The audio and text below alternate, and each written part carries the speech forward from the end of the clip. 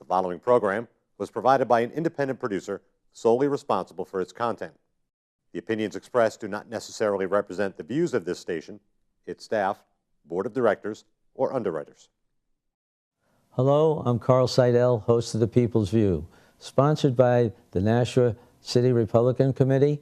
And if you want, we meet at the Crown Plaza the second Thursday of every month. And if you want to find out more information, you can go to our website at nashuagop.org. Welcome to The People's View.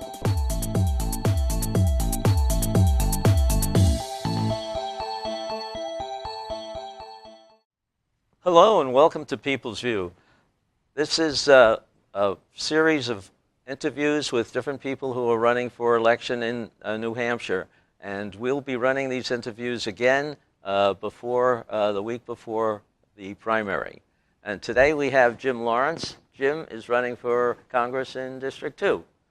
And Jim, you do have a primary. And tell us why you ran last year, didn't quite make the cut, but this year you're doing it again. You really want this job. Well, Carl, first of all, thanks for having me today. I'm running for Congress because Washington is broken. Mm-hmm. You know, the people of the Congressional District number 2 here in the great state of New Hampshire sent Ann Kuster down to Washington to do one thing, and that's provide solutions. And instead, she went down there and did something completely different. She got in bed with the Washington party bosses, and I, for one, did not want to stand by and do nothing, while Representative Ann Kuster did not represent the voters of this great state. And you referenced my race 2 years ago. Yes, I ran a 91-day blitz campaign where I earned almost 20% of the vote in a three-way race.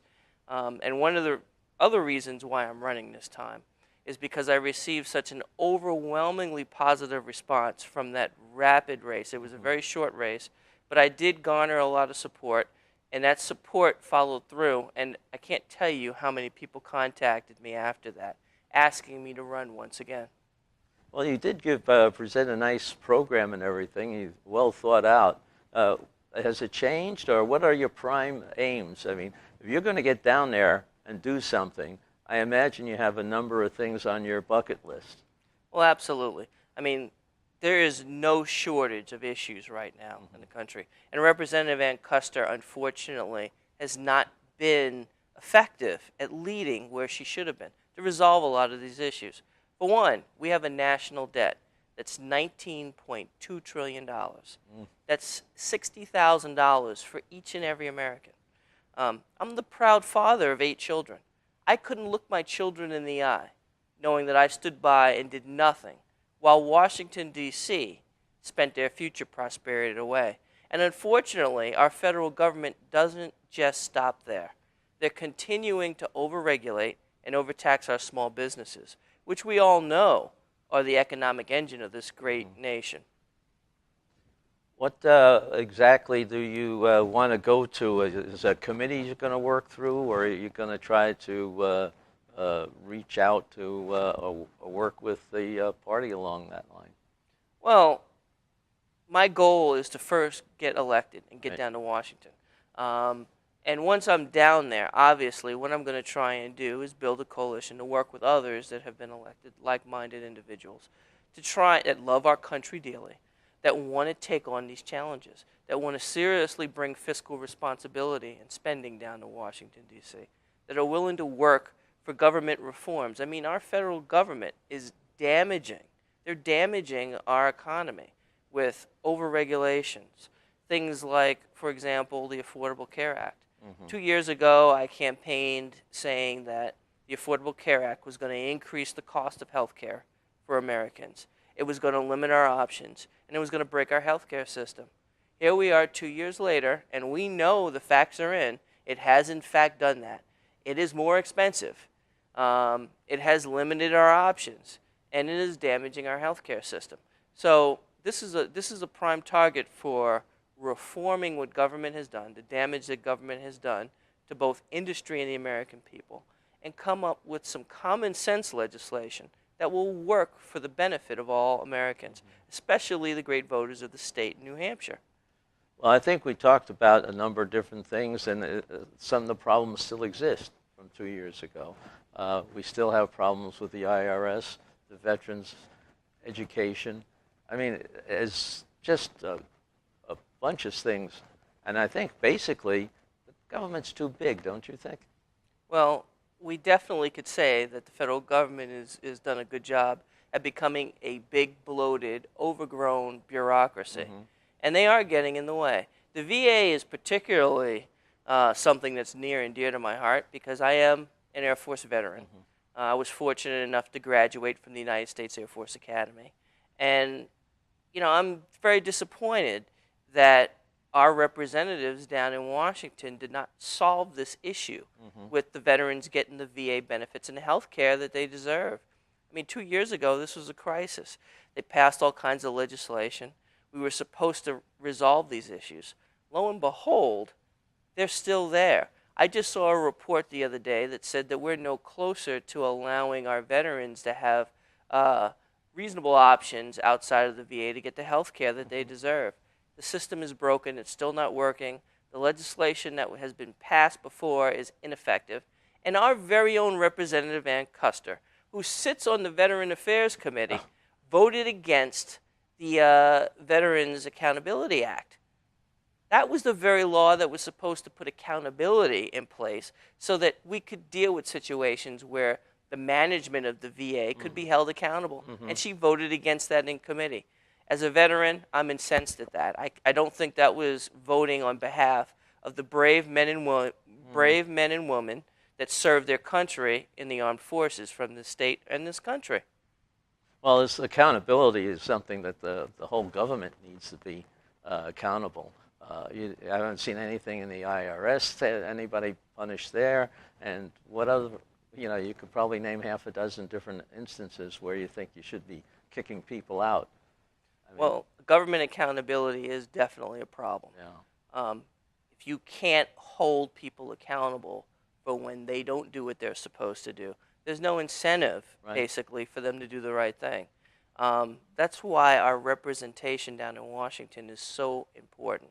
It's so vitally crucial that you send people down to Washington that are going to do the right thing on behalf of the voters, that are going to be accountable to the voters, and will in turn hold the government accountable for their actions. Do you think it's partly the leadership, or is it the government, the legislature is supposed to be the overseers, the board of directors in a way for each one of those, but the president is the one that really should be snapping the whip on running that. Well, unfortunately, I think you have a situation where we've got two problems, particularly from this district here. We have a president that I think has led us down the wrong path, that's leading America in the wrong direction. And then you have our representative, Ann Custer, who's supporting him 95% of the time, going down the wrong path instead of saying, hey, look, I need to represent the voters that I represent, and you're leading us down the wrong path. I need to stand up to you and vote for my constituency. That's not happening. We haven't even touched on some of the major issues. No one feels safer now than they did 4 years ago. Forget 8 years ago. And one of the reasons that is because we have the worst foreign policy in decades. We have the worst foreign policy in decades. Our allies don't feel like they can count on us, and our enemies certainly don't fear us. And we see evidence of this all over the world. We see it with Russia flying their fighter planes close to our Navy ships out in the open seas, putting our sailors' lives at risk. We see it with the Iranians beginning to ramp up their anti-American rhetoric. This is after we gave them the sweetheart deal of the century in the Iranian nuclear deal. And they have shown little to no concern or respect for the United States after these things. And we also see it as evidence as the ISIS and terrorist attacks that have begun to spring up all over the world, including right here in our own homeland. It's time to get serious and understand that we need to address these issues, these deficiencies in our foreign policy.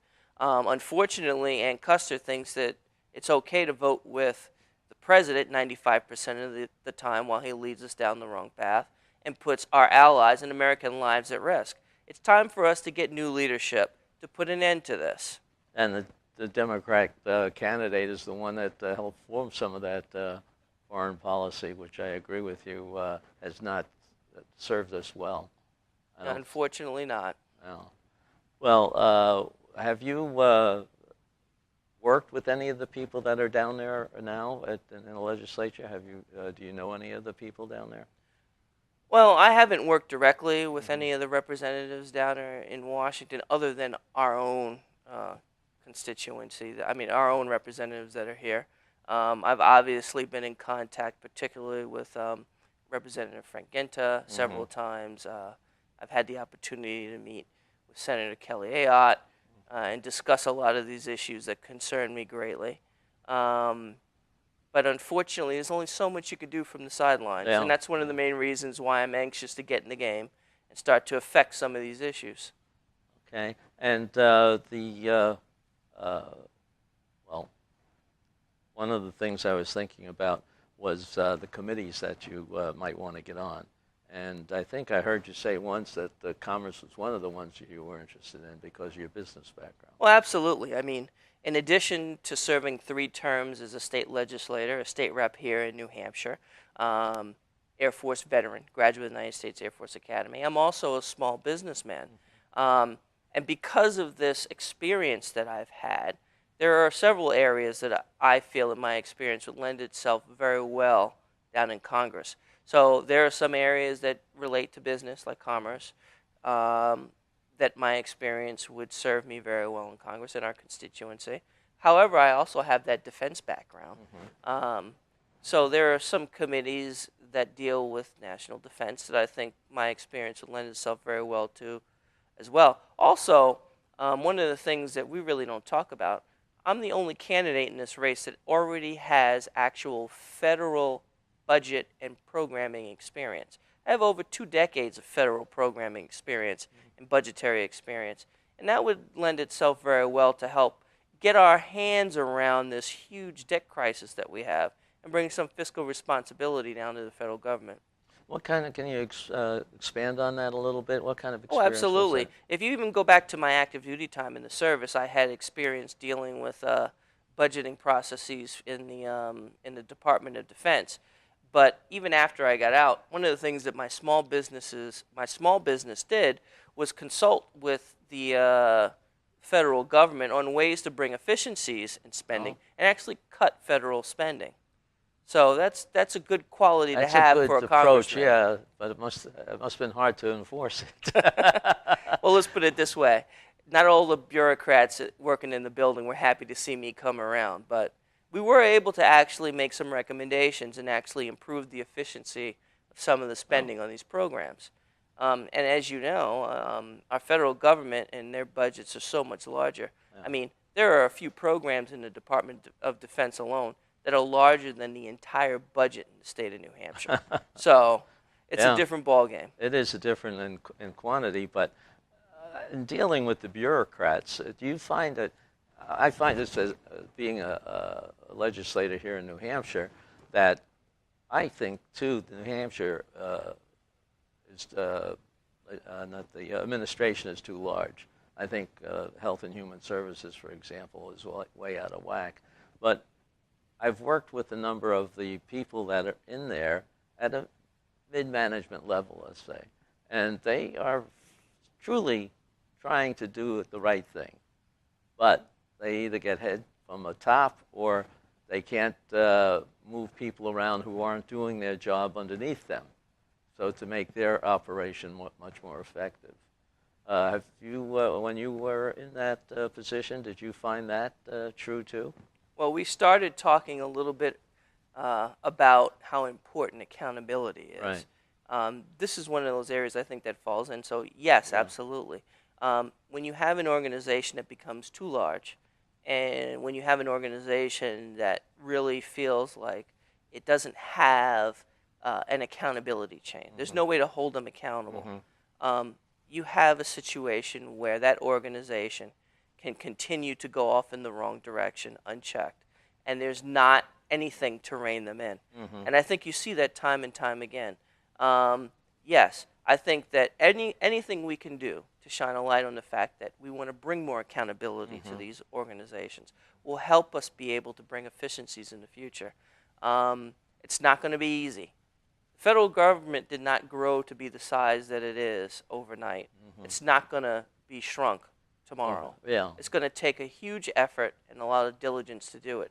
But I think that the time has come for us to send new leadership, new effective leadership down to Washington. And I would be prepared to lead on day one, to lead the charge, to bring accountability into the government, and also look to where we could make efficiencies. Look, the bureaucracy is there. We all know it's there, but that doesn't mean that we shouldn't try and stamp it out where we can and figure out how we can get the government moving forward again and help the American people not get in its way. How's your organization running here in New Hampshire? Is it keeping you busy? Well, I could tell you one thing. Running for Congress in CD2 is a full-time job. It's a huge district, all the way up from the very top of the state down to the southern tier, the entire western border with Vermont. So, yeah, it's been wonderful meeting people from places like Colebrook and Berlin, Littleton, all the way down right here in Nashua, Salem, out in Keene and Claremont. You didn't get caught in that rain in Keene, did you? Nah, I kind of went in between the rain clouds, I think. Okay. No, you get rained on sometime, but hey, every day that you're out there meeting the voters of this great state is a great day as far as I'm concerned. So what do you find is the most serious thing that they're worried about in this campaign? Well, I think that people really, the message that I'm spreading right now is really resonating. They understand that our economy is struggling right now. They understand that we need to do things to spur new job creation. They understand that we have a national debt that is too large, that we need to do something about that before we get into a crisis situation. We didn't touch on this, but a lot of people look concerned about entitlement reform. They really feel like the time has come, and I agree with them. We've been kicking the can down the road too long. We know that Social Security is going to be insolvent if we don't do something to fix it. So the time is now. That's why I've rolled out a plan. First thing that I want to do is fence off that funding so that it cannot be spent on other things like it has been in the past. And once that's done, I want to sharpen the pencil and make the tough choices to create a solvent Social Security. I mean, it's been too long. It's going to be painful to do it now, but it's going to be a lot less difficult to do it now than it will be to do something later to try and fix that. True, and you think that the Medicare and Obamacare are sort of, well, they call them entitlements in a way now. Well, it's interesting that you put that in play because Obamacare is a fairly new creation, but it's going to continue to rear its ugly head until somebody does something about it. It's here now. It's the law of the land. It's not working. So we need to reform that law. We need to repeal what doesn't make sense in that law, figure out what's broken in there, eliminate that waste and that inefficiency that's existing there, eliminate the parts of that law that prevent small businesses from continuing to grow. I mean, we have businesses in this state that are not hiring full-time employees anymore because of Obamacare. Right. We can't accept that. We have to fix that problem. And then we need to look at how we can improve our healthcare system and figure out ways to make it work. One idea that I think is long overdue, as we keep talking about it, is tearing down the barriers of state lines. In other words, allow people to be able to buy insurance across state lines. Like they do auto insurance. And let market forces naturally bring the cost of healthcare down. We need to start looking at these smart solutions and implementing them. But one thing's for certain, as long as we allow over-regulations like Obamacare to continue to stifle our economy, we're not going to be any better off than we are now. It's got to change. And we need new leadership in Washington. All the way not down. Ann Custer, but new leadership to go down there who actually do something and be effective. So the economy is one of the major issues you're hearing from. Oh, absolutely. Absolutely. Because other people think that we just have to worry about taking care of our people or the illegal aliens, or I mean, there are other problems too, but the main one is they're focusing on is the need to fix this economy, because other things work out when the economy's running well. Well, it doesn't mean we're going to ignore those other problems, but we're definitely going to target our economy, the national debt. In addition to that, obviously, people are concerned about safety. They're concerned about our foreign policy. They're concerned about ISIS and terrorist attacks. They're also interested in what's going on, this new trend that's going on in our country in terms of the people and the communities working well with their police departments. Definitely. I'm the son, actually, of a 35-year law enforcement veteran. Really? So this is something that's near and dear to my heart. Yeah. And I know I'm going to do everything in my power so that we can get communities to work together with law enforcement and not against them. I think that's a noble effort, because it's a matter of people working together. You know, not just the police, but everybody, the legislators, the local town people, you know, all working together and looking for a better environment for everybody. On the opioid problem with the drugs and everything, you think that the federal government has to play a bigger role in that, or is it more local control? Well, this is a really sad thing for me to talk about. I mean, this is a real tragedy that's going on right here in this state and across the country. The federal government needs to do everything in its power to give all the assistance that they possibly can to try and deal with this opioid crisis. However, it is my firm belief that the front line of this battle is right here in the local communities. I think the local communities and the local officials are the ones that need to take the lead. I would be certainly willing, as their congressman, to assist them in any way I can with additional resources. But I expect that the local officials will take the lead in targeting this crisis, because they're the ones that are right there close to the community and better able and better equipped to be able to do what needs to be done in order to fight this issue. Yeah, one of the problems that I've seen around here is that a lot of the nonprofit organizations aren't getting together enough to work out a plan that covers all elements of of the treatment of the people. And because, you know, once they are getting treatment, and if you don't take care of them when they come out of treatment, they're right back where they go, right? They have to go through the training again. You're right on the money. There has to be a comprehensive solution that's put in place. Yeah. There's a law enforcement component to this. There's an educational component. There's a treatment component. There's a healthcare component. We keep coming back to that. Right. Yeah. So all of these systems have to be put in play, and they need to work together. This is going to be a concerted effort to defeat this crisis in this state. And I, for one, am willing to step up and do everything I can in my power to help relieve some of the issues that are going on here with our opioid crisis. What I hear from you is you're for transparency and everything and accountability. And I think that's one thing that we've been lacking, both on the federal level and it's going to be a hard thing to turn people around from what they've been doing last several years. Do you see anything different that you would suggest to be able to turn these people around as far as their attitude is concerned in the federal government? Well, I think the first thing we need to do outside of a whip? Well, the first thing we need to do is to send more people like me down to Washington, Okay. D.C. That's a step in the right direction. right.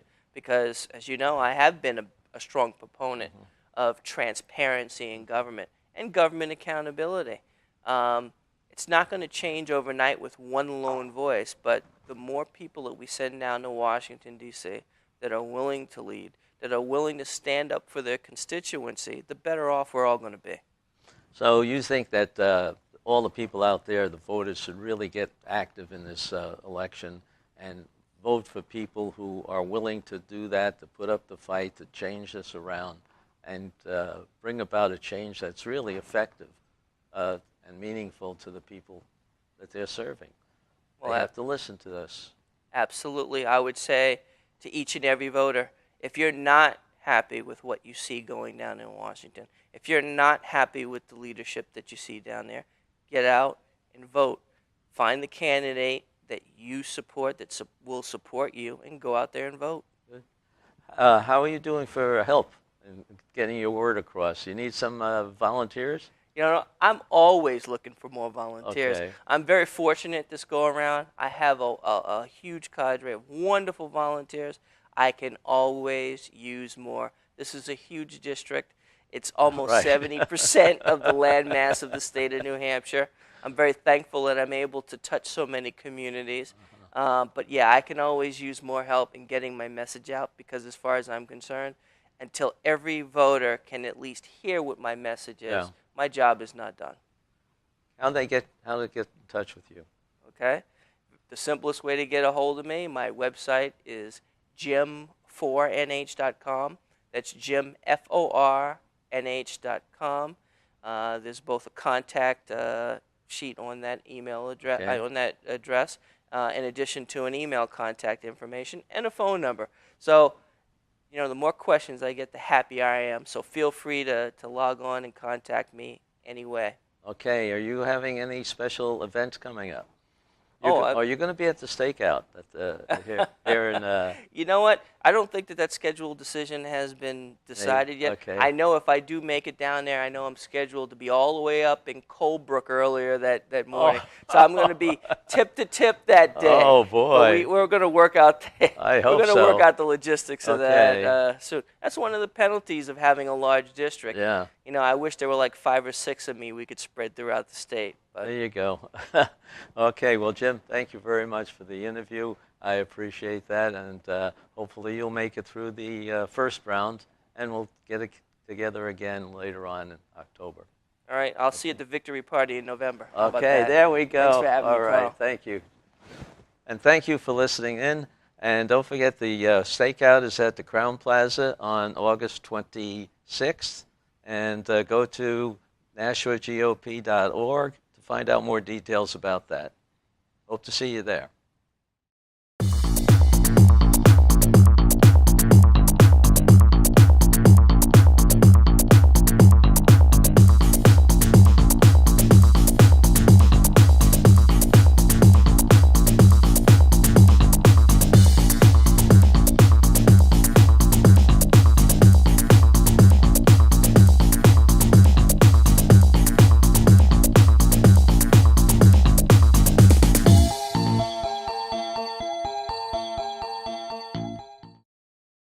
The preceding program was provided by an independent producer solely responsible for its content.